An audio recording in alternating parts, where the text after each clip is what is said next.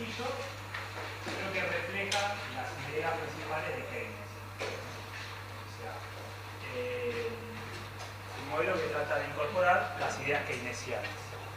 ¿Sí? Y que después, a medida que avancen, que usen las materias subsiguientes. Oh, ahí está. Bueno, eso, a medida que cursen las materias que vienen, después ese modelo va a ser la base, ¿sí?, de un modelo más amplio que se llama ISLM, un poquito más complejo. Pero lo interesante de este modelo, que es un modelo simple, creo que es un modelo que explica para mí de manera muy potente las ideas del principio de la demanda efectiva por un lado y del efecto multiplicador y toda la dinámica que genera, ¿sí?, el gasto autónomo dentro de la economía, que es lo que Keynes quería decir, ¿sí?, o lo que Keynes trataba de aportar. Yo estas filminas las tengo un poco, a ver.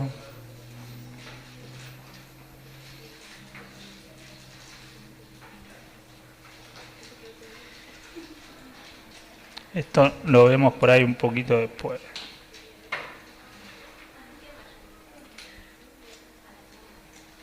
Esto lo vemos después.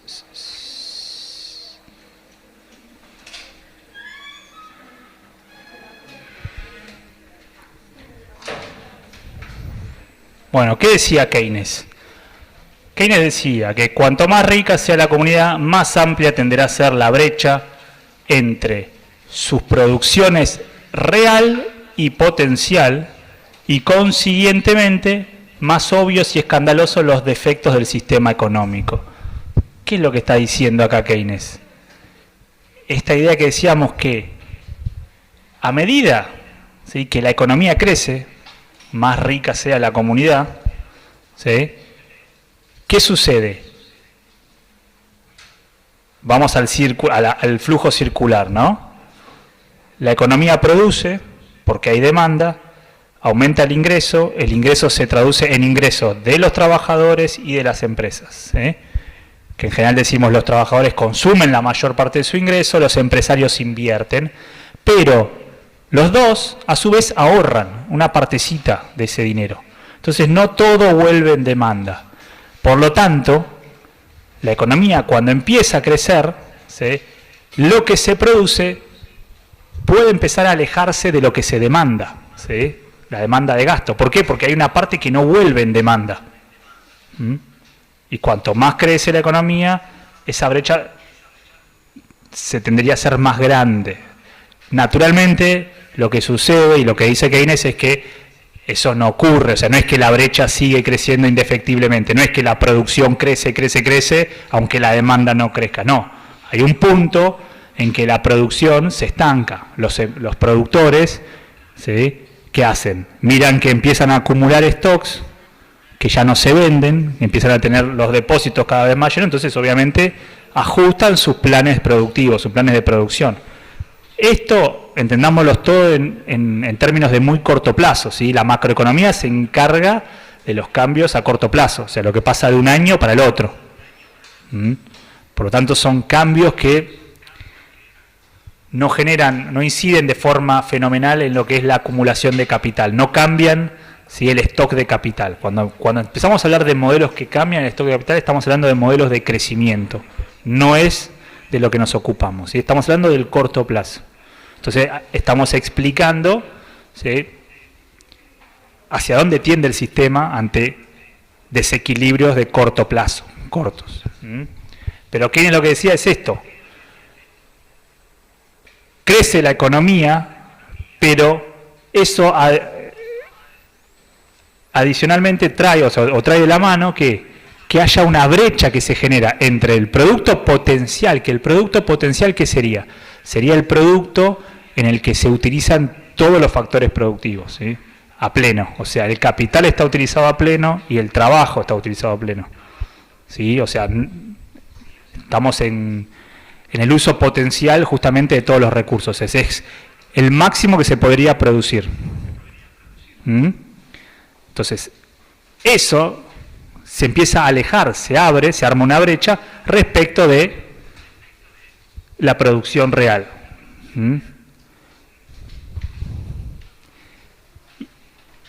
Y consiguientemente dice, más obvios y escandalosos los defectos del sistema económico.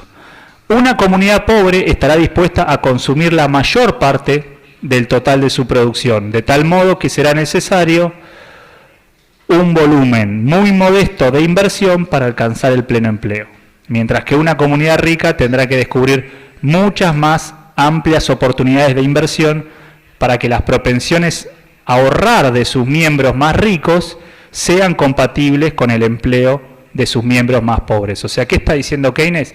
Que en una economía pequeña, chica, ¿sí? Él le dice pobre. Bueno, en general se va a consumir casi todo lo que se genere de ingreso. El ingreso va a volver en consumo. Pero a medida que la economía crezca y nos vayamos moviendo a una economía más grande y más rica, por lo tanto, va a haber una porción cada vez mayor de ese ingreso que se lo van a apropiar los capitalistas o los que tienen mayor poder adquisitivo. Entonces, esos van a ahorrar más, van a sacar más del flujo. Me está molestando mucho esto, pero bueno, voy a hacer oídos sordos. Entonces, es un eco que me persigue. Sí, sí, sí. A ver. No quiero hacer macanas. Ahí está. Ahí va. A ver ahí. Listo. Entonces, el punto es que a medida que la economía crece, ¿sí? Hay ahorro. ¿Por qué? Piensen lo siguiente, o sea, una economía de subsistencia, todo lo que se genera se consume. A medida que la economía crece y se aleja de ese lugar, empieza a haber ahorro, ¿sí? Ahora, no necesariamente ese ahorro va a canalizarse a inversión, decía Keynes. ¿Por qué? Porque Keynes justamente veía que el ahorro, la demanda el ahorro que se transforma en dinero, puede ser para transacciones, ¿sí? Para financiar compras, consumo, demanda de inversión, o puede ser para guardarte en el bolsillo un poquito, o puede ser para especular. Entonces, él dice que a medida que crece la economía, una comunidad rica tendrá que descubrir muchas más amplias oportunidades de inversión, o sea, tiene que generar los mecanismos para que la inversión se encargue de cerrar esa brecha. Porque el consumo, piénsenlo así, ¿no? Tenemos consumo e inversión, ¿sí? Esos dos componentes, una economía sin gobierno, sin sector externo, muy simple. Una parte se consume, una parte se invierte, la demanda de gasto. El consumo crece pero muy lentamente, ¿sí? Por esto que decimos de que el consumo en general es más bien inelástico al ingreso, ¿no? O sea, una vez que crece el ingreso, el consumo se va estancando, no es que el consumo crece fenomenalmente, ¿sí? La gente consume, pero mejorará el consumo de algunos, pero en promedio crece más lento que lo que puede crecer el ingreso. Entonces, eso que crece en el medio es el ahorro. Ahora, no necesariamente, digo, en términos de ingresos, eso va a demanda de inversión. Entonces hay que ver la forma de que esa brecha que se genera la cubra la inversión, dice él. O sea, hay que aumentar la inversión, ¿sí? Para cerrar esa brecha. ¿Con qué fin? Con el fin de ¿qué? De que la propensión a ahorrar de los miembros más ricos, o sea, de los empresarios, los capitalistas, que se guardan cada vez más una parte, por el mismo proceso de crecimiento, bueno, que eso sea compatible con el empleo de sus miembros más pobres, o sea, de generar oportunidades ¿de qué? De empleo para todos. Eso es lo que él dice.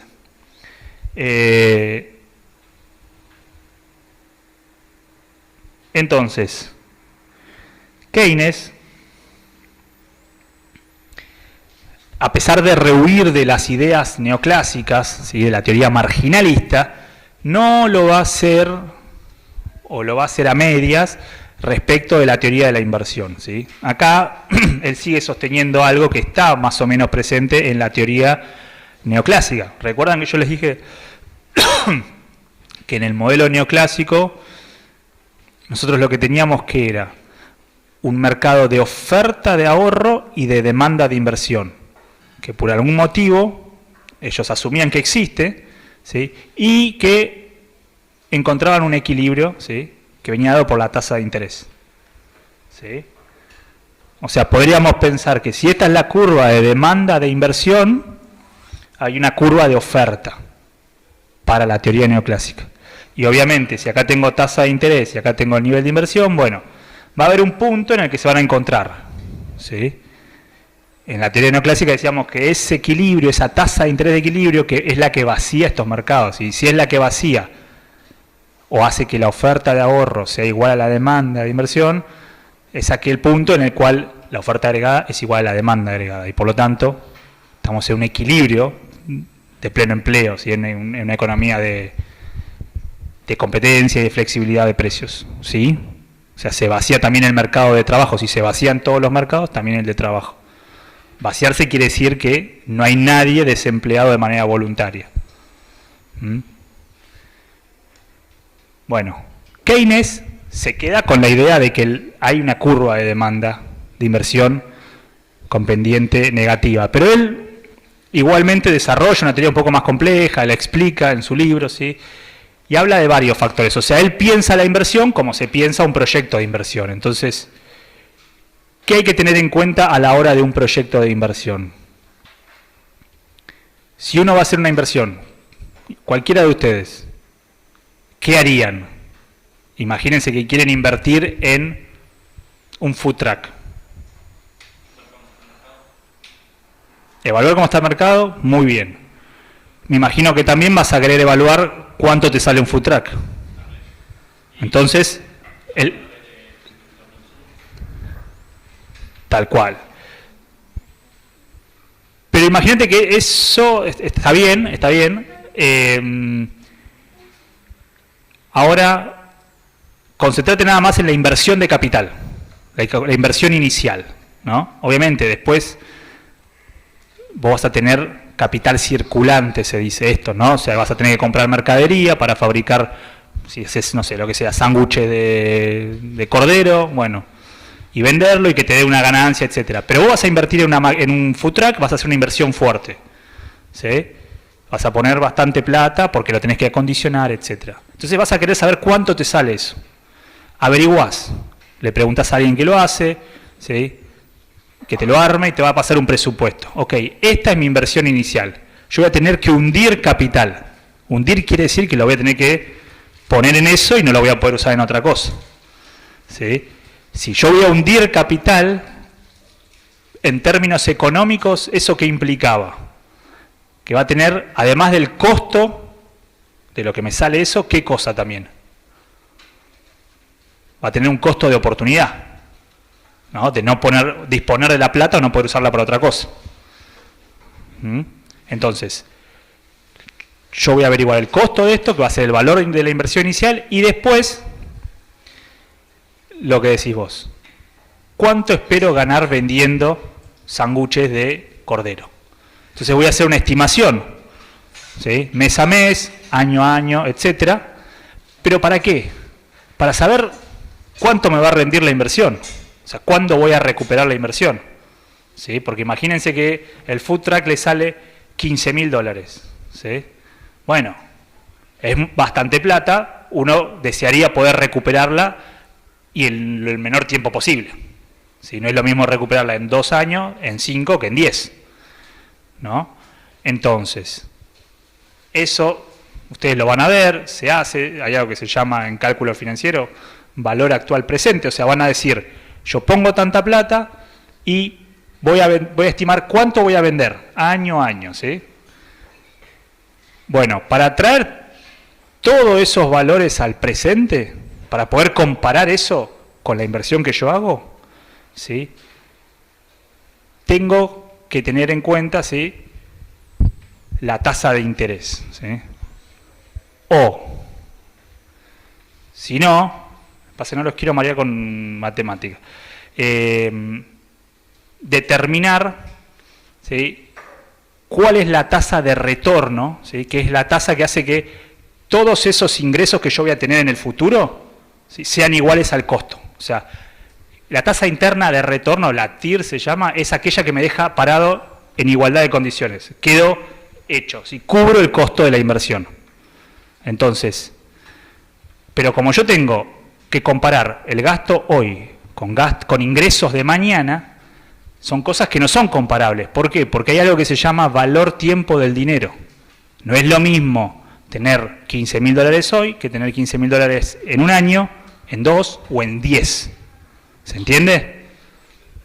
Si yo te digo, o a cualquiera de ustedes, ¿qué preferís? ¿$15.000 ahora o $15.000 en un año?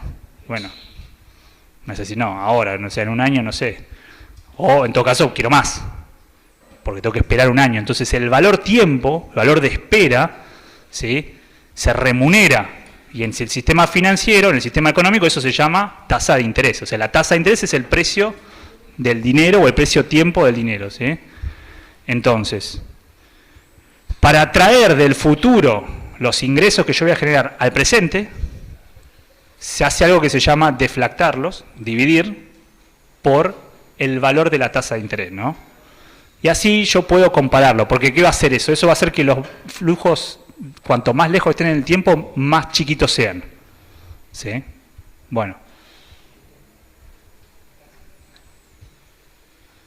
Ahora, el tema y lo importante de esto es que uno puede determinar a partir de esta cuenta, ¿sí?, así, cuál es el rendimiento, la tasa interna de retorno del proyecto de inversión, o sea, cuál es el rendimiento que tiene este capital. ¿Se entiende? Si yo pongo $15.000, ¿cuál es el rendimiento anual? Bueno, esto te va a rendir 10%, ¿sí? Te va a permitir ganar 10% más todos los años, ¿sí? Ok. ¿Sí? O sea, eso se puede estimar, tómenlo como un dato por ahora. Después, si quieren, lo vemos, yo se lo muestro, no hay problema. Pero tomen como un dato que uno puede sacar cuál es la ganancia esperada, ¿sí?, de hacer una inversión. Ahora, esa ganancia esperada, esa TIR, esa tasa, se llama tasa interna de retorno porque es la tasa interna al proyecto, ¿sí?, de retorno. La voy a comparar, como estoy en una economía monetaria, de producción y capitalista, con la tasa de interés real, por dos motivos. Uno, porque si yo no tengo el capital, si yo no tengo los $15.000 y voy al banco, el banco me va a decir, ok, yo te presto, pero vos me tenés que devolver con una tasa de interés. Entonces imagínense que voy al banco y el banco me dice, la tasa de interés es 20% anual, ¿sí? Anualmente, ¿sí?, un 20% más. Imaginemos que esto es a un año, para no complicarla, ¿sí? Bueno, yo me doy vuelta y tengo que hacer mis numeritos y decir, a ver, yo voy a invertir 15, ¿cuál es la tasa interna de retorno? Si la tasa interna de retorno es 15, por ejemplo, de mi proyecto, ¿a mí me conviene endeudarme a una tasa del 20? No. ¿Por qué? Porque yo, al cabo de un año o al cabo del tiempo que termine o que yo requiera recuperar mi inversión, voy a recuperar lo que invertí más un 15%, ¿no? Pero al banco le voy a tener que devolver lo que le pedí, que imagínense que es lo mismo, más un 20%. Entonces voy a quedar perdiendo, ¿sí? Voy a tener un rendimiento negativo de 5 puntos. No me conviene. Entonces, la tasa interna de retorno de un proyecto tiene que por lo menos cubrir el costo del capital al que me endeudo, la tasa de interés a la que yo voy a pedir plata. Y si no, la segunda variante tiene que ver con el costo de oportunidad. Imagínense que ustedes tienen los $15.000, no tienen que ir al banco, ¿sí?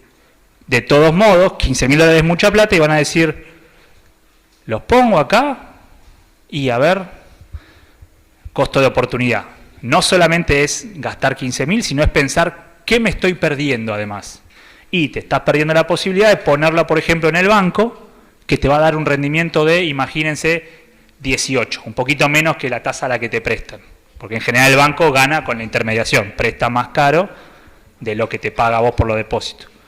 Entonces vos decís, esperá, voy a comprar un food truck que me sale 15.000 dólares cuando yo podría esos 15.000 dólares ponerlo en el banco y encima ganar un 18. O sea, el food truck me tiene que cubrir esto por lo menos, me tiene que cubrir no solo me tiene que devolver los 15 que voy a poner, me tiene que devolver los 15 más por lo menos 18%.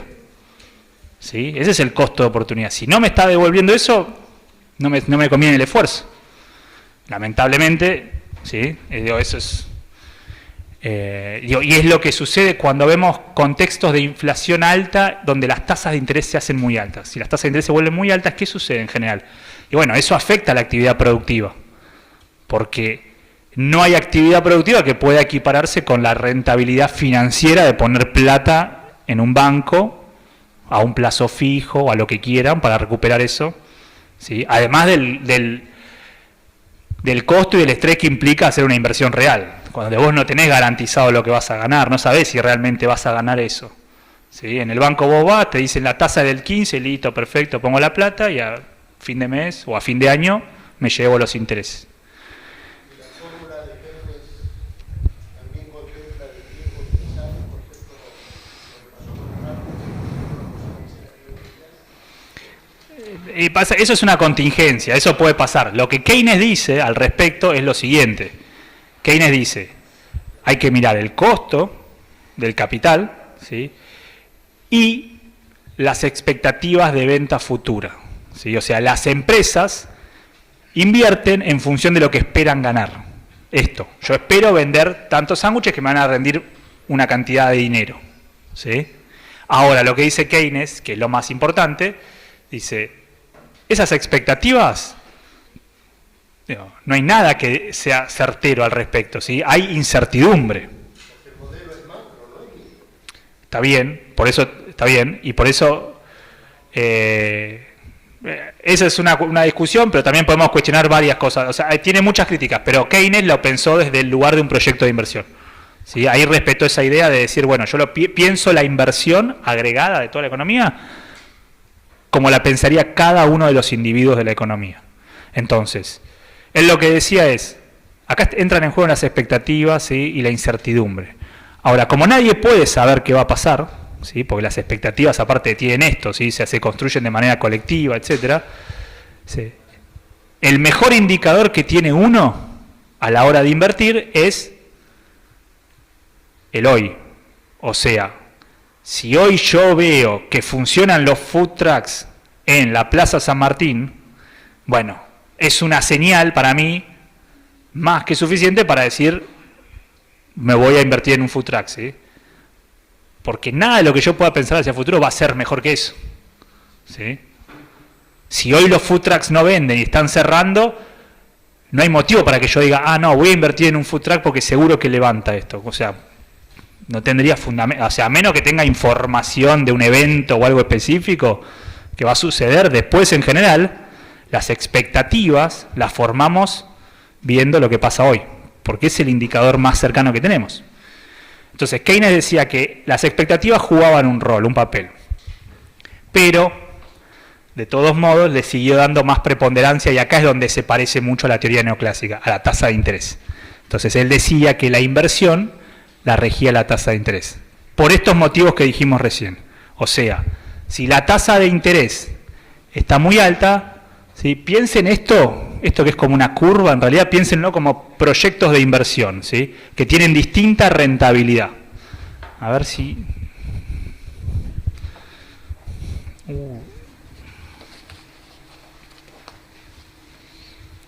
¿Tenés para un marcador o no? Sí.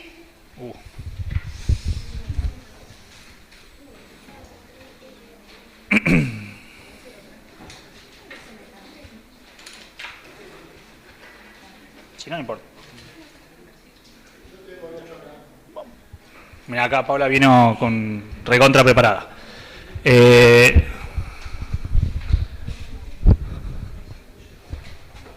A ver acá, ahí está. Pensemos así esta idea. Imagínense que yo tengo, ¿sí?, ordenados, ¿sí?, distintos proyectos de inversión que hay dando vuelta en la economía. No es algo tan loco, ¿sí? Tengo, por ejemplo, una inversión en el sector petrolero, que va a rendir mucho, porque el sector petrolero genera una ganancia alta. Minería, que también es alto. Pesca, un poquito más bajo. Gastronomía o hotelería, si quieren. Y después gastronomía, que tiene en general una tasa de ganancia, una tasa de retorno más baja. Los proyectos de inversión tardan en recuperar la ganancia, ¿no? Ahora, estos niveles, ¿sí?, serían la tasa interna de cada proyecto, la TIR. Después vemos bien qué es, pero tomémoslo en principio como esto, como un dato. ¿Sí? Ahora, yo lo que decía es esto, ¿sí? El empresario y los empresarios van a comparar esto con la tasa de interés, porque la tasa de interés de mercado, la tasa de interés financiera, ¿sí?, esto es real, ¿sí?, es lo que me da el capital. La tasa financiera es la tasa a la que me prestaría un banco o a la que me pagaría por los depósitos. Entonces, si yo tengo acá la tasa de interés, vamos a hacer los colores, imagínense que la tasa de interés está por acá, ¿sí?, muy alta, imagínense que está en un 40%. Igual es altísimo, no estoy diciendo cualquier cosa, pero imagínense que está en un 15 en dólares. ¿Qué proyecto se puede hacer?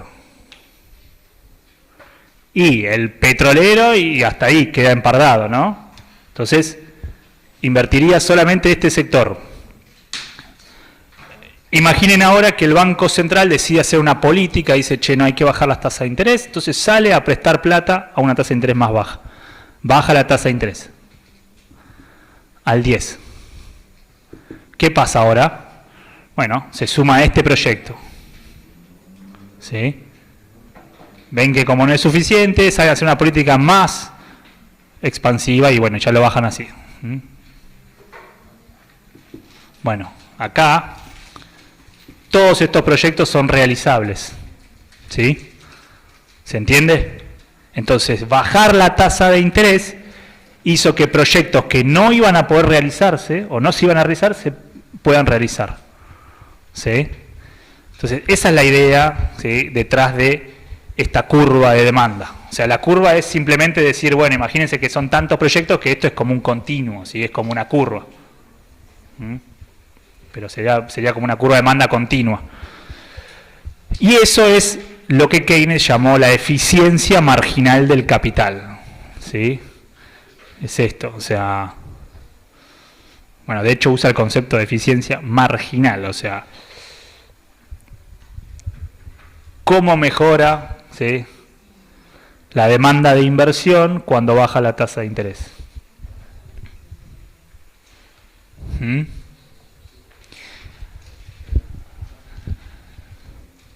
Después yo le voy a mostrar una variante, porque acá si ven dice la inversión, entre paréntesis, que quiere decir en función, como si fuera una función, de la tasa de interés y del producto. ¿Sí? Pero por ahora dejémoslo así, tomémoslo como que es solamente la tasa de interés. ¿Sí? Esta es la idea original. Entonces, el punto es que podemos pensar que la inversión tiene esta forma. La inversión se puede explicar como una función. Y una función que tiene, ¿qué? Una pendiente negativa. Si la linealizamos, si la hacemos como una línea, una función lineal, la inversión va a ser igual a ¿qué? Una inversión autónoma, ¿sí? Le pongo una rayita arriba a lo que está fijo o está dado, ¿sí?, que es un valor exógeno. Puede ser así o puede ser así, es lo mismo. Menos, ¿sí?, algo algo que es un coeficiente, puede ser cualquier cosa, vamos a llamarlo B por la tasa de interés. ¿Sí? ¿Y por qué es negativo? Bueno, porque cuando sube la tasa de interés, afecta negativamente la inversión cae. ¿Sí? ¿Se entiende eso o más o menos?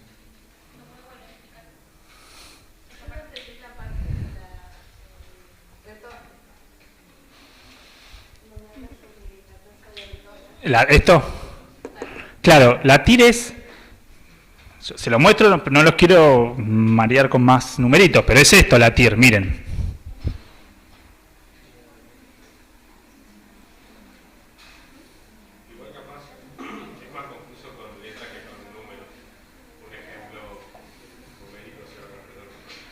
Sí.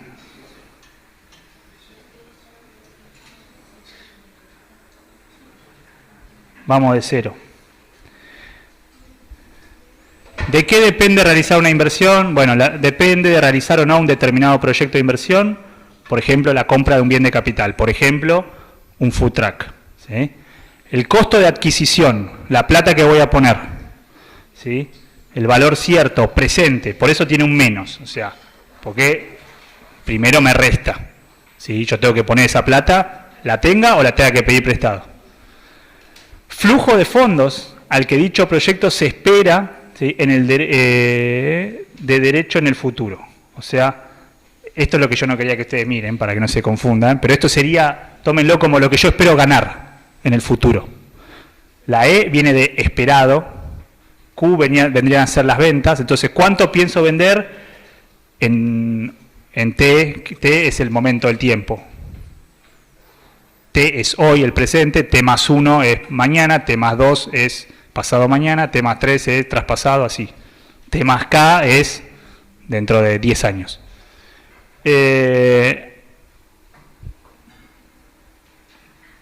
Y la tasa de interés, ¿sí?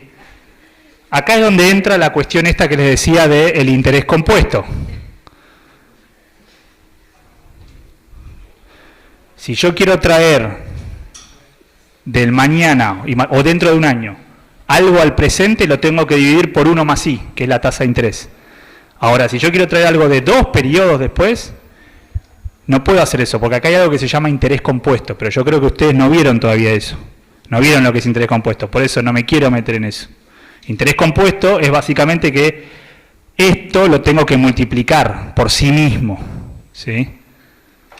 Entonces es esto al cuadrado, y si tengo que traer algo de t más 10 es a la décima, ¿sí? O sea, no se aplica directamente la tasa de interés. Entonces, acá decía, me conviene hacer el proyecto y bueno, yo tengo una línea de tiempo y digo, esto es lo que voy a poner hoy, esto es lo que espero ganar mañana, traspasado y así hasta... Imagínense 10 periodos, que es cuando yo creo que es cuando creo que termina la vida útil del food truck. O sea, ahí en 10 años el food truck hay que hacerlo una inversión nueva, hay que mejorarlo o lo que sea. Ok. Entonces, si yo quiero traer, para comparar todo hoy, tengo que agarrar las ventas de mañana o del primer año y dividirlas por 1 más I. Así yo puedo comparar algo que va a pasar dentro de un año con algo que pasa hoy. Obviamente, si yo divido algo por algo que es más grande que 1, porque 1 más I es más grande, esto se hace más chiquito. ¿Sí? Y si quiero traer algo, no dentro de un año, dentro de 2 años, o sea, yo quiero saber, digo, traer al presente las ventas de que voy a tener dentro de 2 años, lo tengo que hacer por 1 más I al cuadrado. El punto es que el denominador va creciendo. Imagínense que las ventas son siempre las mismas. Yo espero ganar más o menos, no sé, vender, porque el mercado ya está dado, la gente en la Plaza San Martín consume más o menos la misma cantidad por año. Yo pienso agarrar una cuota de ese mercado, imagínense, no sé, 5%, entonces yo voy a vender 100 sanguchitos por año. ¿Sí? Todos los años 100 sanguchitos, ¿sí? Los evalúo a un valor, descontemos la inflación, se puede, Pero bueno, vender 100 sanguchitos este año no es lo mismo que venderlo dentro de 10 años. ¿Se entiende? Entonces, por eso, para traer los sanguchitos de dentro de 10 años a hoy, lo divido por esto. ¿Sí? Porque no es lo mismo esperar 10 años para vender 100 sanguchitos que venderlos hoy. Entonces, este flujo se va haciendo cada vez más chiquitito, porque está siendo dividido por algo cada vez más grande. ¿Cuál es el punto que me permite esta ecuación comparar lo que yo voy a gastar hoy con lo que va a entrarme mañana? ¿Sí? Y si yo quiero saber específicamente el valor que hace que todo lo que voy a ganar en la vida útil de mi food truck sea igual a lo que invierto, ¿sí? Bueno, ahí hay una incógnita. ¿Cuál es la incógnita? La tasa de interés. ¿Sí? Entonces yo puedo decir, esto es matemática, esto más esto igual a 0, ¿sí? Y de ahí saco la tasa de interés. Eso se llama tasa interna de retorno. ¿Sí? El valor actual neto. El valor actual neto es eso. ¿Mm? O sea, si yo no sé cuál es la tasa de interés, ¿sí? Al imponerle la condición de que yo quiero que esto más todo esto sea igual a 0, puedo despejar esa incógnita. ¿Sí? Y esa incógnita es la que me va a decir cuál es el rendimiento propio del proyecto, sin importar la tasa de interés de mercado. ¿Se entiende? Por eso se llama tasa interna de retorno del proyecto. ¿Sí? Va a estar determinado por lo que me salga hoy y los flujos futuros de fondo. ¿Sí? Eso es lo que Keynes veía. ¿Por qué? Porque más o menos entendía que es así como los inversores tomaban una decisión. Entonces, el punto es que si el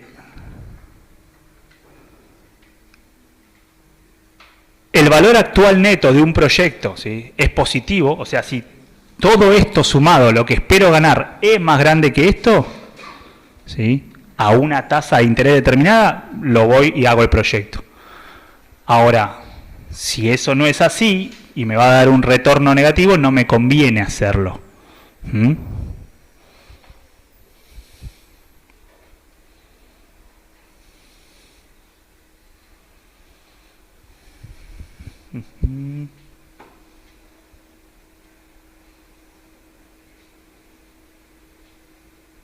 Ahí está lo que les decía recién de la TIR, ¿no?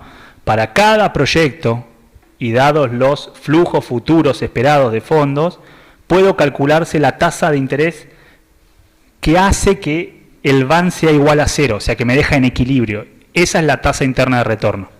¿Sí? Es esa tasa que hace que esto sea igual a esto.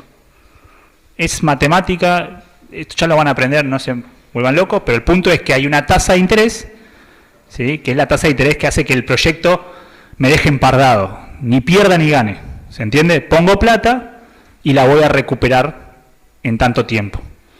¿Sí? Ahora estamos hablando de un rendimiento de esa plata. ¿Sí? Yo estoy diciendo, si me compro el food truck y el food truck dura 10 años y después de 10 años se rompe, explota, bueno, y me tengo que comprar otro, lo que me va a permitir ganar va a ser, por ejemplo, no sé, 10%, o como dijimos antes, 15%, ¿sí?, anualmente, año a año, sobre lo que yo puse. Esa es la idea. Esa es la idea, ¿sí? O sea, perdón, a ver si comprendí. El modelo keynesiano es para que yo haga el proyecto y en el futuro yo contemple que no tengo pérdidas con respecto al capital invertido en los años sucesivos que va a durar el proyecto. ¿Es eso? No, esto, la TIR, el cálculo de la TIR es algo que de hecho viene bien de las finanzas, o sea, es algo que haces siempre a la hora de hacer un proyecto de inversión. O sea, esto le va a servir mucho, sepan o no sepan de macroeconomía. Si hacen un proyecto cualquiera, cualquier proyecto financiero, cualquier proyecto de inversión real, van a tener que hacer esto, una evaluación, ¿sí?, para saber si el proyecto me conviene o no me conviene. Pero no es para determinar el monto de mi capital no decrezca en el momento final del negocio.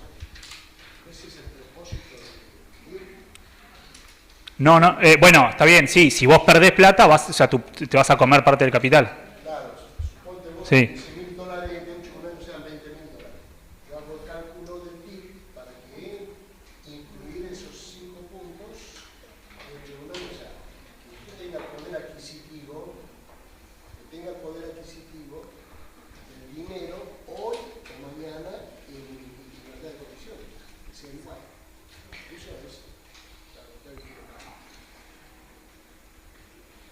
No, a ver, el tema es que acá no estamos hablando, o sea, acá descontemos la inflación. O sea, la inflación se podría meter, pero no la metamos porque es un lío al Pepe. Imaginemos que no hay inflación. O sea, que el dinero no se desvaloriza por la inflación, ¿sí? Así y todo, aún en un contexto sin inflación, aún en un contexto en el que no hubiera inflación, así y todo, no es lo mismo el valor del dinero hoy que dentro de un año, ¿sí? Por eso existe la tasa de interés. Porque si vos querés plata hoy, vos tenés que pagar una tasa, ¿sí? Que es lo que también se conoce como tasa de impaciencia. O sea, vos estás dispuesto a esperar, no sé, por ejemplo, estás por hacer un proyecto o lo que sea, o necesitas plata para irte de viaje, ¿sí? Y querés la plata ahora porque querés hacer el viaje ahora, no querés hacer el viaje dentro de 6 meses. Yo te digo, bueno, no hay problema, yo te la presto. Ahora, el costo para mí de darte la plata y quedarme sin esa plata y no poder disfrutarla durante 6 meses hasta que me las pueda devolver o más, te lo voy a cobrar.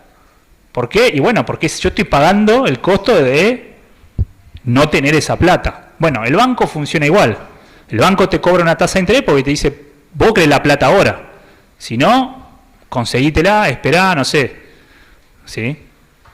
Vos estás pagando para tener plata ahora.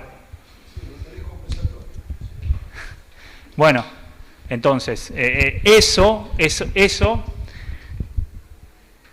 lo que está entrando acá en juego a la hora de evaluar un proyecto, ¿se entiende? O sea, es ¿me conviene o no me conviene hacer un proyecto? Y bueno, depende de lo que me genere ese proyecto, ¿sí? Entonces, si ese proyecto me va a generar ingresos, ¿sí?, suficientes para pagar el costo inicial y una ganancia suficiente, bárbaro. Ahora, no me alcanza con saber cuál es la ganancia. Necesito compararla con la tasa de interés de mercado, porque capaz que con la tasa de interés de mercado gano más, ¿sí? O, peor, me endeudo a una tasa más alta y después no puedo recuperar para devolver esa plata. ¿Se entiende? Entonces terminé perdiendo. Hice una inversión al Pepe. Entonces,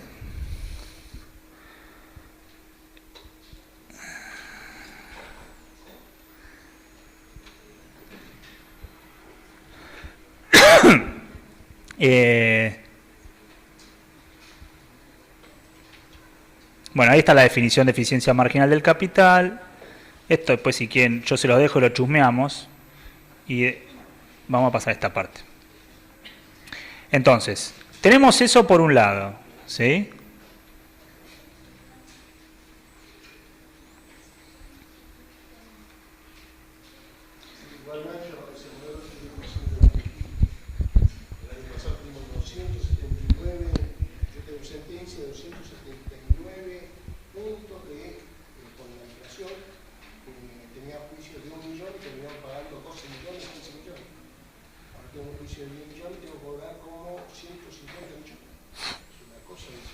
Sí, sí, o sea, hay un problema con la nominalidad en Argentina, o sea, con una inflación tan alta, deja de tener sentido cualquier inversión real y además, bueno, nada, o sea, distorsiona todos los valores, o sea, vos perdés un horizonte de proyección, o sea, porque eso te acorta los horizontes, ¿sí? Si vos haces una inversión, que no es lo mismo hacer una inversión de un food truck que una inversión de una planta en el barrio industrial. Vos tenés que hacer, o sea, cuesta mucho más proyectar lo que vas a ganar. Sin duda que la inflación afecta por muchos motivos, ¿no? Pero bueno, entonces, tenemos esto como la inversión, ¿sí? Esta sería una función de comportamiento, o sea, Keynes dice, así se comportaría la inversión, una función lineal que tiene una ordenada al origen, o sea, hay una parte, dice, de la inversión que está dada o que responde a otros factores, que no los puedo explicar, no los voy a explicar, ¿sí? Que es un nivel dado. Ahora, hay una parte que depende de la tasa de interés y tiene una relación negativa, igual que la función de demanda, ¿recuerdan la ley de demanda? Pero para la inversión. ¿Qué quiere decir esto? Este B es la eficiencia marginal del capital, o sea que cuando sube la tasa de interés, la inversión cae. Y si la tasa de interés baja, ¿sí?, aumentan los proyectos de inversión. Hay cada vez más proyectos de inversión, entonces por eso aumenta la inversión, ¿sí? Hay más gente dispuesta a invertir. Y por otro lado, así como modelizamos eso, vamos a modelizar el consumo. El consumo tiene esta forma. ¿Sí? Muy parecido, ¿sí? O sea, son funciones lineales, sencillas. El consumo va a ser igual a ¿qué? Ahí está chiquito, pero pongámoslo así, C sub 0, o sea, una parte, de vuelta, fija, o sea, hay una parte del consumo de los hogares, ¿sí?, que está dado. Recuerdan que dijimos, o sea, hay consumos que no dependen del ingreso, uno tiene que consumir todos los meses determinadas cosas, ¿sí?, para las cuales a veces desahorra o pide prestado, pero porque son necesarias. Pero después hay una parte que sí está muy atada al ingreso. Y Keynes dice, esa parte, recuerdan que dijimos, depende de factores psicológicos y factores objetivos, o subjetivos y objetivos, pero que más o menos están dados en el tiempo, ¿sí?, o en el corto plazo. No cambia mucho. ¿Qué quiero decir? Él lo que está discutiendo indirectamente ahí es con esta idea de las preferencias. No es que la gente está todo el tiempo cambiando sus gustos y sus preferencias. O sea, puede pasar a nivel individual, a nivel de un mercado, puede pasar con las zapatillas, qué sé yo, que antes se consumían más de una marca y ahora se consumen más de otra, con la ropa. Pero a nivel macroeconómico no importa eso, porque lo que importa a nivel macroeconómico es cuánto de toda la plata que genera la economía o de la riqueza, cuánto se destina a consumo. ¿Sí? Y eso está limitado por el poder de compra que tengan los asalariados, ¿sí?, o sea, cuánto ganen su ingreso y bueno, y después esto, cuánto quieran guardar o ahorrar. Entonces, él dice, podemos pensar que, en definitiva, el consumo depende fundamentalmente del ingreso y del ingreso nacional, ¿no? Y en general, lo que dice es que cuando el ingreso sube, el consumo sube. Pero ¿sube en igual proporción? No. ¿Por qué?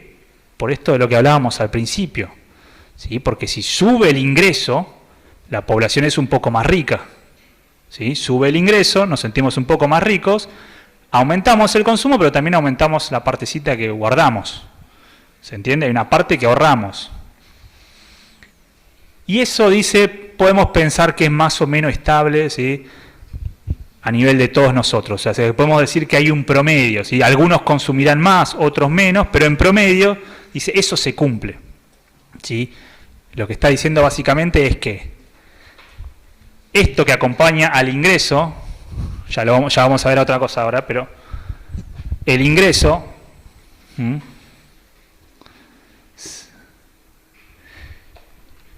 esta C chiquita, ¿sí?, es lo que se conoce como propensión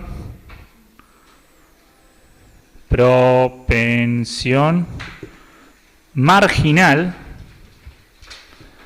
a consumir. ¿Sí? ¿Qué es esto? Es lo siguiente, o sea, primero que C1, C chiquita, va a ser mayor a 0. ¿Sí? Y después, lo otro importante que dice Keynes es que va a estar entre 0 y 1.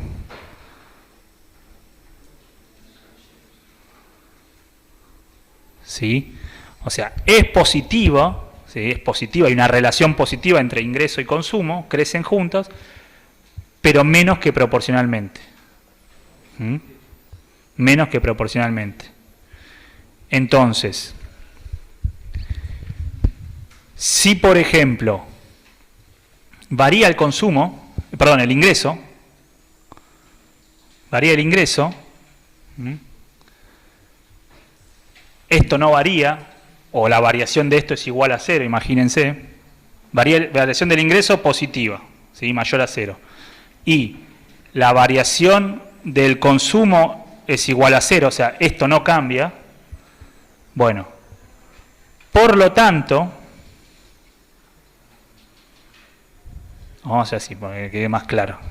Si pasa esto, por lo tanto, la variación del consumo, o sea, cuánto va a incrementarse el consumo, va a ser igual a C1 por la variación del ingreso. ¿Sí?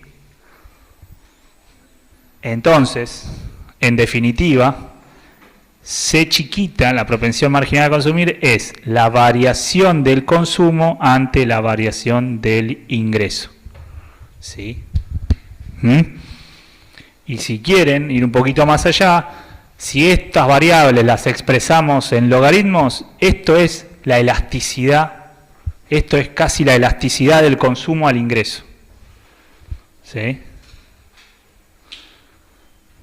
Pero por ahora tomémoslo así nada más. O sea, C chiquita me dice cuánto aumenta el consumo, cuánto aumenta el ingreso. Y esto lo podemos hacer con un ejemplito simple.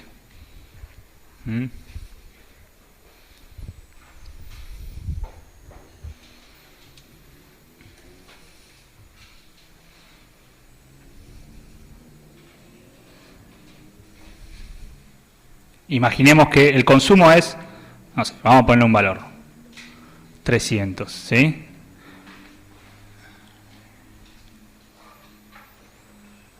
Y el consumo fijo es 150, ¿sí? O mejor dicho, vamos a hacer así, miren, vamos a hacer así. El consumo, vamos a hacer esta función, pero le ponemos valores, ¿sí? Numeritos. Es igual a 150 más 0,8, que va a ser la propensión marginal a consumir, por el ingreso. Entonces, imagínense que el ingreso en 0 es igual a, o sea, el ingreso al momento inicial, al momento que empezamos a pensar esto, es 1000. Bueno, ¿cuánto va a ser el consumo? Va a ser, a ver algún valiente, ¿cuánto va a ser el consumo? Si yo estoy diciendo que el ingreso va a ser 1000.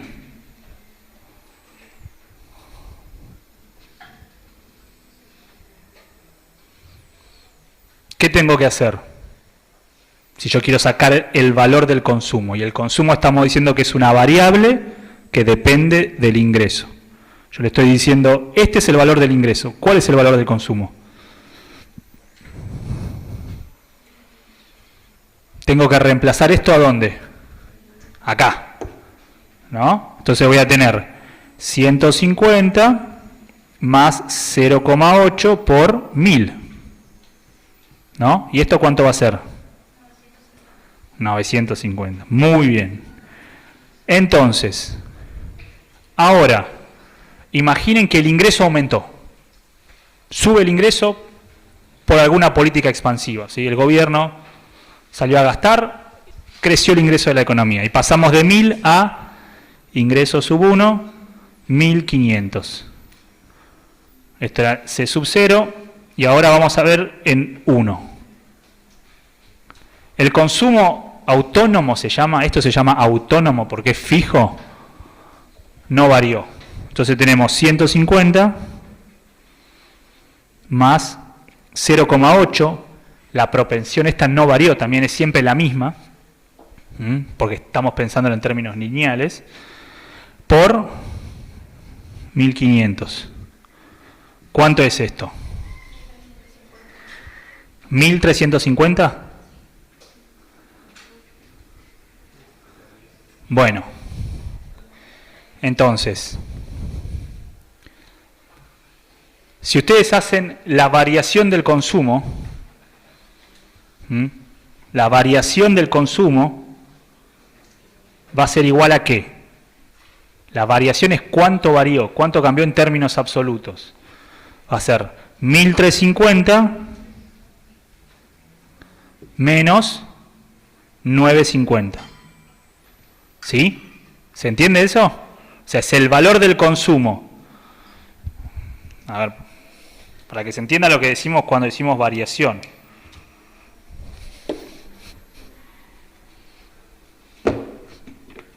Es el consumo en 1 menos el consumo inicial, o sea, el consumo final menos el consumo inicial. 1350 menos 950. Ok, ¿y esto cuánto es? 400. Muy bien.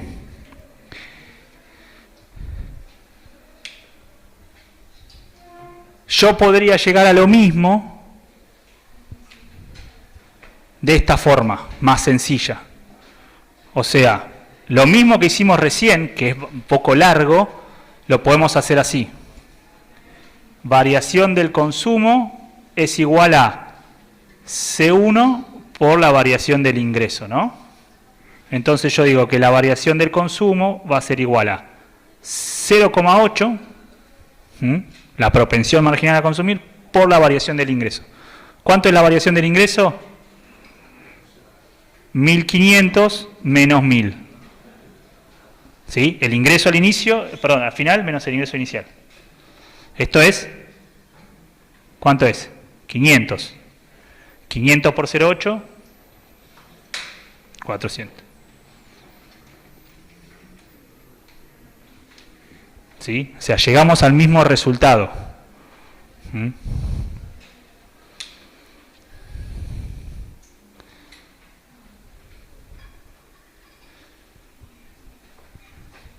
¿Dudas, consultas? No, está clarísimo, como el agua. El agua sucia.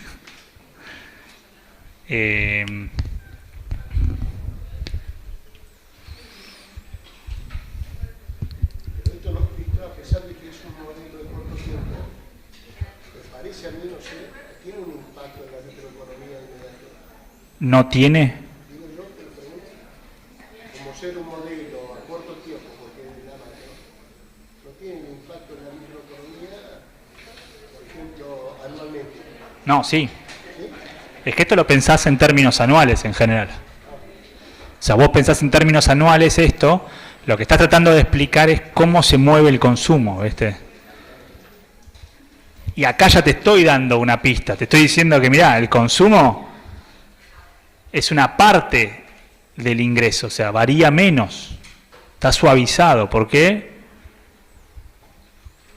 Bueno, porque no todo va a consumo, porque el consumo es más suave, ¿viste? El ingreso sí puede tener más fluctuaciones, el ingreso nacional.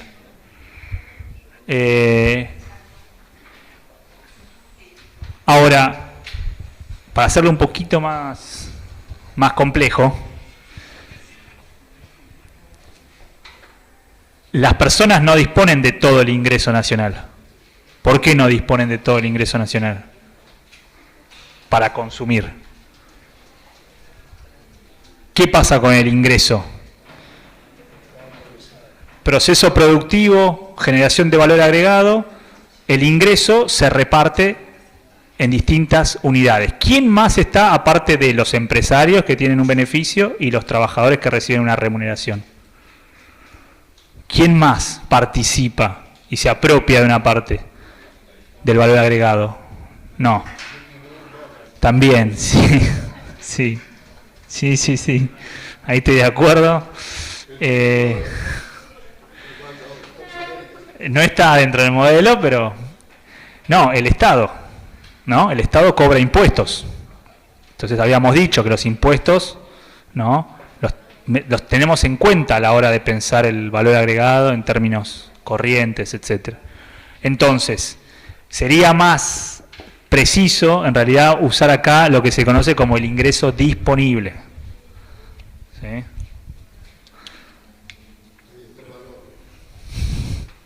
¿Qué es el ingreso disponible? Vamos a verlo sencillo, es el ingreso nacional menos, tomémoslo como que, para simplificar, los impuestos. Los impuestos como algo agregado, total, ¿no? Una cantidad fija. O sea, el Estado nos saca del ingreso nacional tanto. ¿Sí? Si el ingreso es 1000, el Estado te saca 100. Pero no varía eso. ¿Sí? Es siempre fijo. Se puede hacer variable, pero es más complicado. O sea, complicamos la cosa un poquito más. Entonces, tenemos... A este no le den bolilla por ahora. El producto no le den bolilla por ahora. A mí, a mí me gusta incorporarlo porque para mí, o sea, la inversión se mueve por esto, no por la tasa de interés. ¿Sí? Esto se llama efecto de acelerador de la inversión. El acelerador de la inversión es en lo que realmente, ¿sí?, hicieron hincapié los seguidores de Keynes. Los seguidores de Keynes dijeron, Keynes, o sea, Le pegó con la principio de demanda efectiva, justo con la inversión, más o menos. Más o menos. Tiene que ver, pero el punto cuál es del efecto acelerador. Lo que dice esto es que en realidad, lo que dice es que la inversión no depende de la tasa de interés, depende del producto. ¿Pero por qué del producto? Porque lo que dice es lo siguiente, dice, la inversión depende de lo que yo espere vender. ¿Sí? Lo que dijimos antes, o sea, ahí compartimos las expectativas de venta. Ahora, el indicador más próximo de las expectativas de ventas son las ventas hoy.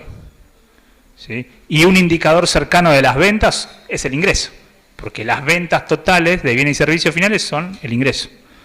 Entonces podemos pensar que el ingreso, ¿sí?, impacta la inversión, acelera la inversión. Si crece el producto, crece la inversión.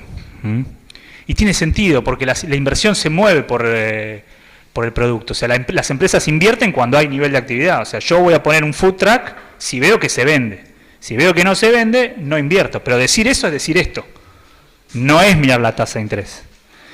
Es más, no lo quiero confundir, pero la evidencia empírica muestra que esto es re fuerte y esto no. ¿Sí? Muestra que esto sí tiene un impacto fuerte en la inversión y que la tasa de interés poquito. ¿Y por qué? Porque pensémoslo así. Imagínense que ustedes tienen, por ejemplo, un negocio. ¿Sí? Ya tienen un negocio montado. Tienen un restaurante. ¿Sí? La economía acaba de entrar en recesión. Eso es real, ¿eh? Acaba de entrar en recesión. Segundo trimestre consecutivo de recesión.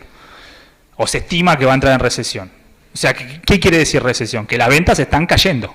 Mes a mes se vende menos. Vos tenés un restaurante, te entra cada vez menos gente. ¿Sí? Tenías 2 empleados que atendían, 2 mozos, le tenés que decir a uno que se vaya, porque no podés sostenerlo, porque no podés sostenerlo con las ventas. Ok. Aparece un banco amigo, un banco estatal y dice, no lo eches. Yo te doy plata, te presto plata. Y no te la presto a la tasa de mercado, te la presto subsidiada, casi regalada, tasa de interés mínima. ¿Ustedes qué harían? Pregunta, ¿qué harían ustedes? A ver, esto es bien lógico, ¿qué harían? El banco les está prestando plata cuando antes no les prestaba o les prestaba una tasa muy alta, hoy le dice yo les presto plata casi regalada. Algo tienen que devolver, obviamente, ¿no?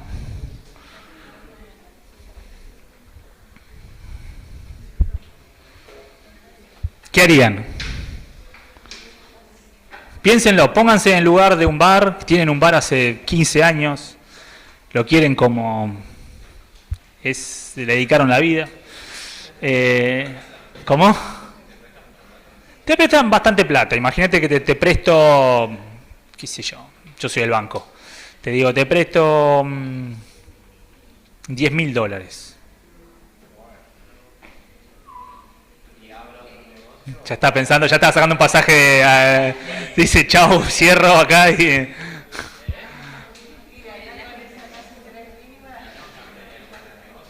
La pregunta es, porque yo entiendo, ustedes están pensando en la plata, dice, ¿me vas a prestar $10.000 en serio? No, sí, pero el punto ¿cuál es? Yo le puedo prestar la plata a alguien, al dueño, a cualquiera de ustedes que fuera dueño del lugar, ustedes la agarrarían, ahora ustedes invertirían en el negocio, retendrían un trabajador si no están vendiendo, o sea, si el negocio no camina, ¿ustedes retendrían un trabajador y pondrían más plata en el negocio? Sería medio ilógico, ¿no? O sea, endeudarte para seguir perdiendo. ¿Qué harían a lo sumo hoy en este país? ¿Qué harías? Dale, Rubén, decilo.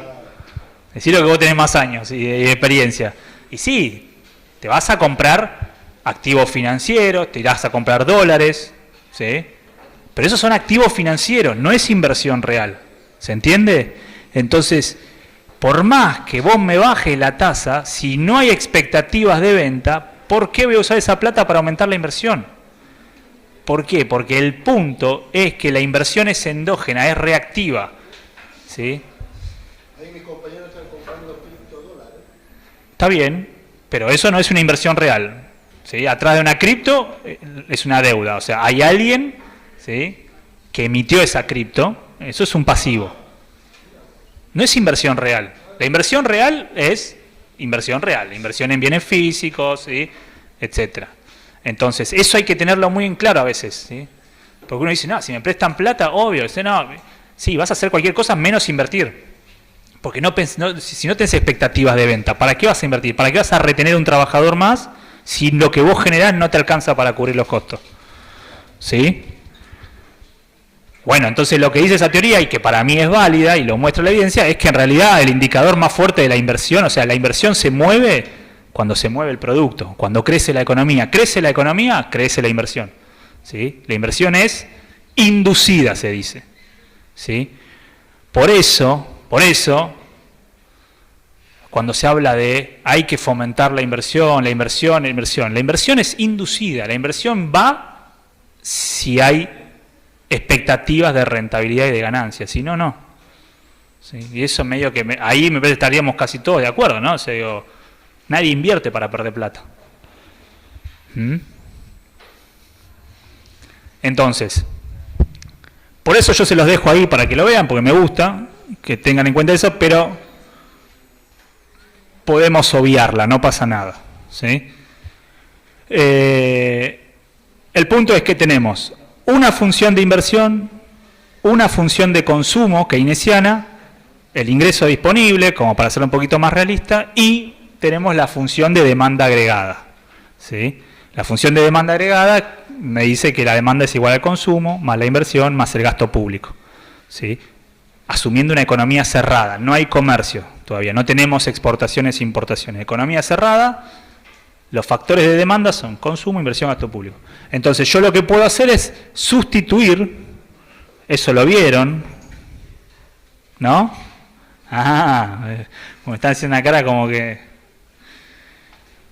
la inversión la puedo meter acá adentro, el consumo acá, el gasto público no tiene una función de comportamiento. ¿Por qué creen que no tiene una función de comportamiento?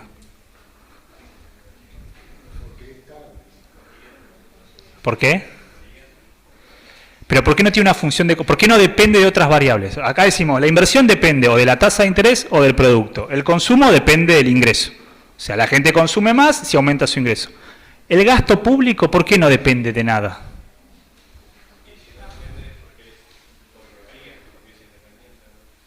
Eso, es independiente, o sea, es autónomo. El gasto público se define, pero ¿por qué tiene sentido esto? Porque no se define dentro del sistema económico, se define en otras esferas. ¿En dónde? En la esfera pública. ¿Sí? De hecho, año a año, salvo estos últimos 2 años, y algunos años más también en el medio, en general se establece un presupuesto, el gobierno dice voy a gastar tanto, el Congreso lo refrenda o no, ¿sí? Le hará modificaciones, etcétera, pero se define en otra esfera, en el ámbito de la política pública. ¿Sí? Y si el Estado dice voy a salir a gastar, lo puede hacer. ¿Por qué? Porque el Estado tiene algo que no tienen los privados o los particulares. ¿Sí? El Estado tiene el poder de imprimir sus propios billetes y recaudar impuestos en esa moneda y por lo tanto imponer a todos que usemos esa moneda. Esa es la particularidad. Cuando se habla, ¿viste? Hay que pensar al Estado como un hogar o como una casa. No, el Estado no es como un hogar o una casa. El Estado recauda lo que gasta. Nosotros gastamos lo que recaudamos, es al revés. Nosotros no podemos gastar más de lo que nos entra. Un tiempito, nos podemos endeudar, pero tenemos un techo. El Estado no tiene ese techo, ¿sí? O lo tiene mucho más lejos en todo caso. En una economía abierta, sí, en una economía abierta ya es distinto, pero el Estado, por definición, no quiebra en su propia moneda. El Estado puede endeudarse todo lo que quiera en su propia moneda. ¿Se entiende? Ahora, ¿para qué lo usa? Es otra historia.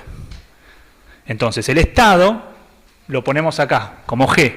El gasto de consumo del Estado es autónomo. Es autónomo, lo define el Estado. ¿Sí? Y por lo tanto, ¿por qué tiene sentido esto?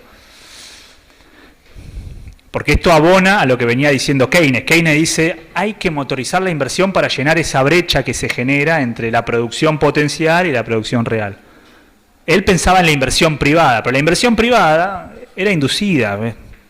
Y él pensaba que no, él creía en los animal spirits, en la idea de que existe un espíritu aventurero, de empresarios que son arriesgadores. Bueno, no funciona así. O sea, los empresarios no arriesgan a pérdidas sistemáticamente. Pierden una vez, perdiste una vez, listo, ya está. No seguís perdiendo, ¿no? No es como el casino, que vas y jugás y perdés, no. Entonces el Estado puede cumplir esa función. El Estado tiene esa capacidad para gastar y gastar donde quiere, ¿sí? Y compensar lo que no genera el sector privado. Bueno, entonces, dicho eso, nosotros podemos reemplazar todo esto acá adentro, ¿sí? Y... Uy, ya estamos...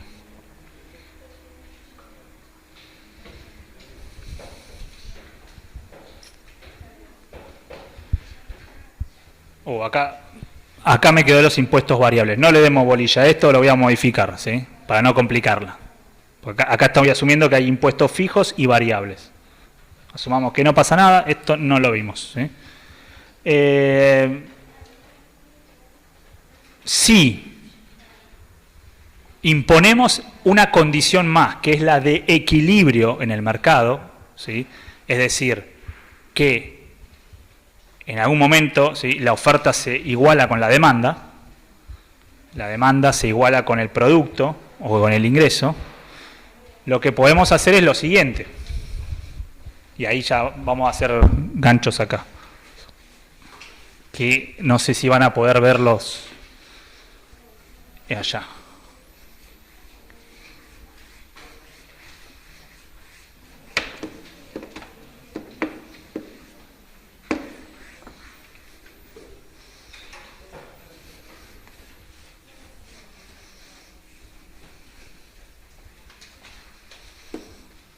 Bueno.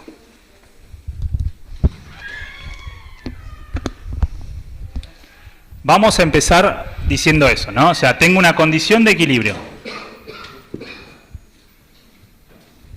¿Sí? Porque asumimos que si la economía no está en equilibrio, bueno, o sea, en realidad la idea de la condición de equilibrio es necesaria para pensar qué pasa cuando no estás en el equilibrio, ¿sí? O sea, es un ejercicio teórico necesario, ¿sí? O sea...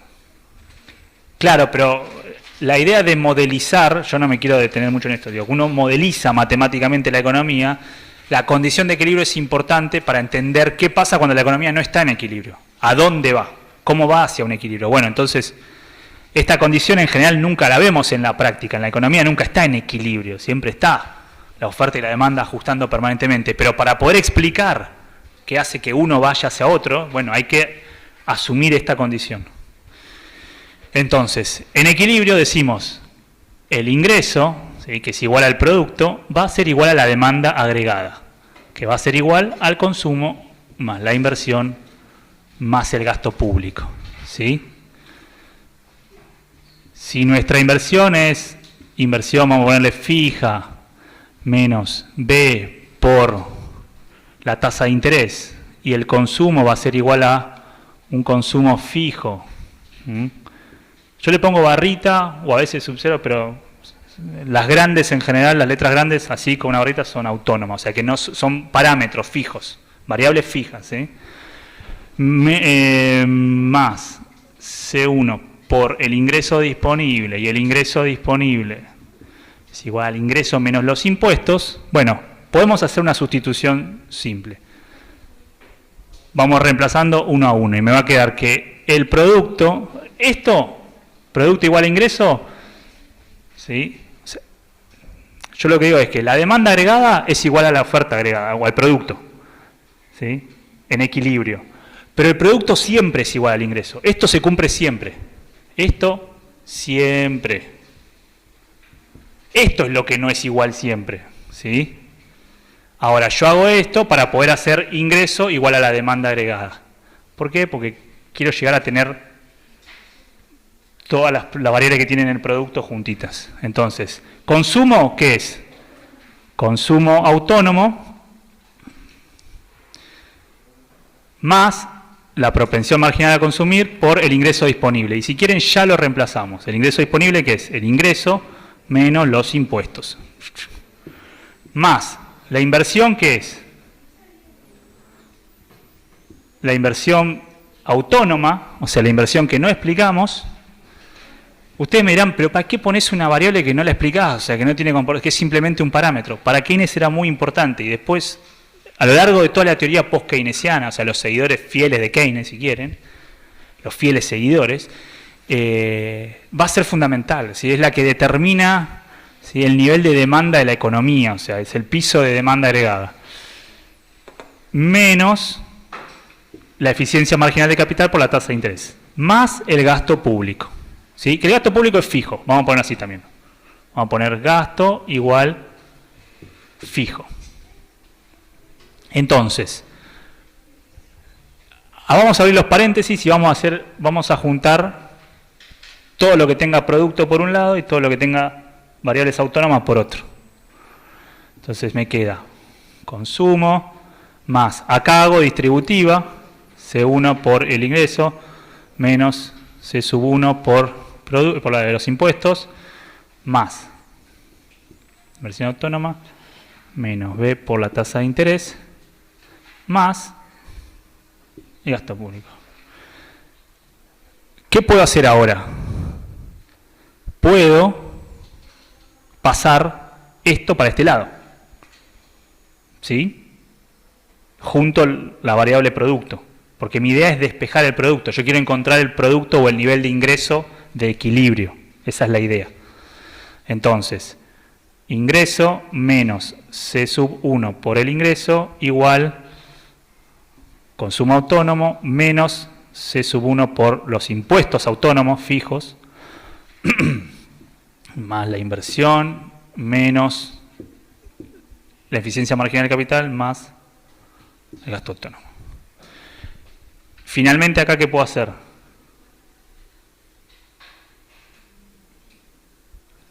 Esa. 1 menos C sub I. ¿Sí? Consumo autónomo menos C1, es impuesto, más menos B por I más G. Entonces me quedó el producto con esto, que es algo que está acompañando, y del otro lado todas variables autónomas. ¿Sí? ¿Qué es el último pase de magia que tengo que hacer? Bueno, producto de equilibrio, ¿sí?, por eso le pongo una estrellita, es igual a 1 sobre 1 menos C sub 1 por el consumo autónomo menos C chiquita, esto está muy... por los impuestos, más la parte de la inversión autónoma, menos B por la tasa de interés, más el gasto público. ¿Sí? Entonces,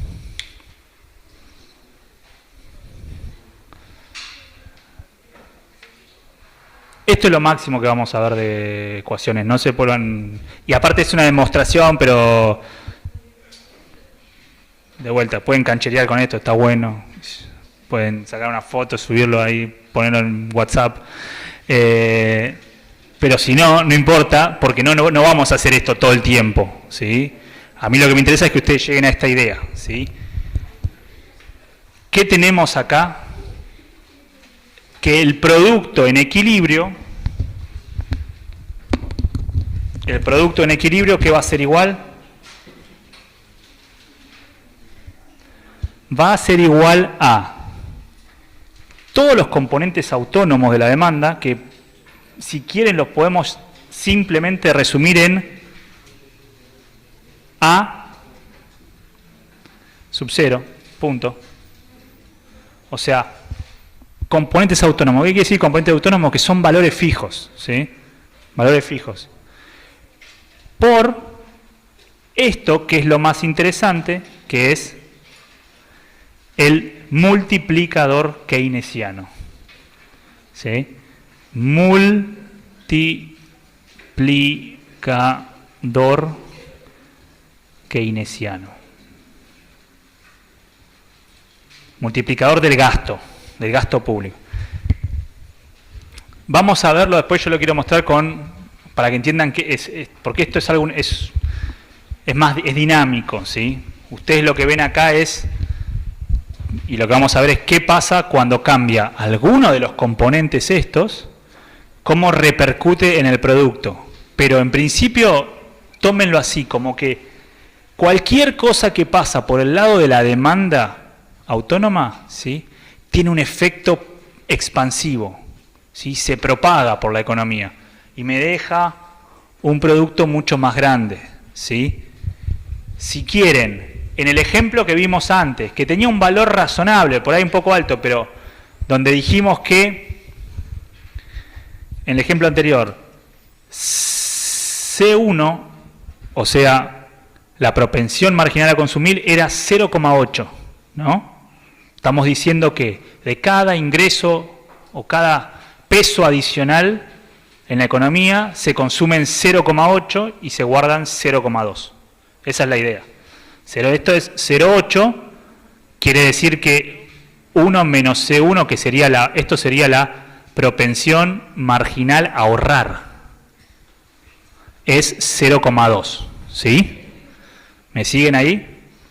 Entonces, si la propensión marginal fuera 0,8, o sea, de que cada peso adicional que se genera en la economía se consume en 0,8, el efecto multiplicador sería, vamos a ponerle K a multiplicador, va a ser igual a 1 dividido 1 menos 0,8. ¿Cuánto da eso?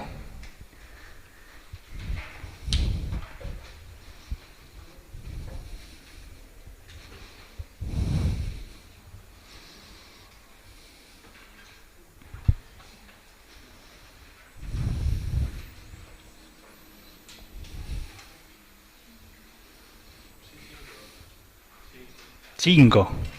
O sea, lo que estamos diciendo, este es un multiplicador alto, que si, y acá se aplica la misma lógica que antes, ¿sí?, que vimos antes, si cualquiera de estos componentes varía, por ejemplo, el gasto público aumenta en 1, el ingreso nacional de toda la economía va a aumentar en 5. ¿Y por qué sucede eso? Pensémoslo un poco. ¿Por qué puede suceder eso? ¿Por qué si esto varía, imagínense que esto aumenta en 1, ¿no? Variación en 1, el ingreso va a variar, o sea, en realidad lo que hacemos acá es esto. Variación del gasto público igual a 1, la variación del ingreso va a ser igual a 5 por 1. ¿Sí? Es mucho más simple, o sea, resolvemos todo este tema. ¿Por qué? Porque todo esto no varía. Entonces, ¿por qué si el Estado gasta un peso adicional? O sea, imagínense que mañana el Estado viene y me dice a mí y a todos mis compañeros de acá, les vamos a aumentar en 1 peso el salario. Vamos. No, por ahí es muy poco. No va a generar ningún efecto de nada. No, imaginemos que me dicen, vamos a recomponer el salario, ¿sí?, 30% de aumento para todos. Bueno, pero imagínense que eso representa 1 millón de pesos para el Estado. Entonces aumenta en 1 millón de pesos el gasto para el Estado Nacional. La economía nacional, el ingreso aumenta en 5 millones. ¿Por qué aumenta en 5 millones? ¿Por qué?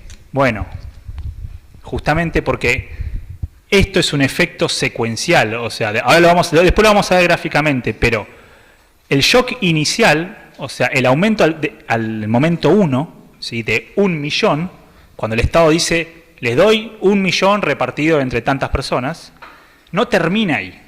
Nos da 1 millón a nosotros, los empleados del sector público, y nosotros nos damos vuelta, ¿y qué hacemos con ese millón? Está bien, podemos ir a comprar dólares, es cierto, pero imaginemos que no hay dólares. Imaginemos que la economía es cerrada. Entonces solamente podemos consumir, invertir y obviamente ahorrar. Bueno, nos daremos vuelta e iremos a consumir. ¿Cuánto vamos a consumir? Y más o menos 0,8. ¿Sí? Entonces, shock inicial, 1 millón. Nosotros fuimos, gastamos ¿cuánto? 0,8. Pero ese 0,8 es un aumento de la demanda agregada nuevo. ¿De cuánto? De 0,8 por esto, por 1. A los vendedores de la economía local les aumentó en 0,8. ¿Sí? O sea, imagínense, es 1 millón más 800.000. que ahora hay en la economía, que les entraron a los locales donde nosotros fuimos a comprar. Esas personas les aumentó el ingreso, entonces con esos ingresos adicionales se van a dar vuelta y van a comprar más mercadería, o a pagar más salario, o a gastar en otra cosa, o en invertir. Entonces, va a haber una segunda vuelta de gastos. ¿Cuál va a ser esa segunda vuelta de gastos? Va a ser el 0,8 del 0,8. ¿Se entiende? No estoy hablando del formulario de los autos. O sea que tenemos el shock inicial es 1 más 0,8 que gastamos nosotros, más 0,8 al cuadrado, que es lo que van a gastar a los que les compramos, ¿sí? Y esta rueda va a seguir, porque esas personas, esos locales, van a pagar salarios y van a salir a consumir más. ¿Cuánto? Más 0,8 al cubo. Bueno, esto se llama una serie matemática, ¿sí? Que es convergente. ¿Por qué es convergente? Porque la base es menor a 1. ¿Sí? Por eso, para Keynes era importante que esto esté por abajo de 1. Si no, sería divergente, si no el consumo sería explosivo, no puede ser explosivo. El punto es que, ¿a dónde converge esta serie? ¿A qué es igual esto más o menos? A una serie que tiene esta forma. 1 sobre 1 menos C1. Esto es el resultado final. O sea, esto más esto más esto más esto, así hasta el infinito, te da 5. ¿Sí? Entonces, el multiplicador lo que está condensando son todos los efectos de segunda vuelta. Nosotros lo que vemos acá es el resultado final. ¿Sí? Esa es la idea. ¿Ok? Más o menos. Bueno, cerremos acá porque no sé qué hora es. Ah, justo, mira. Saquen fotos y si quieren compartir en el grupo porque me parece que esto no va a quedar en ningún lado.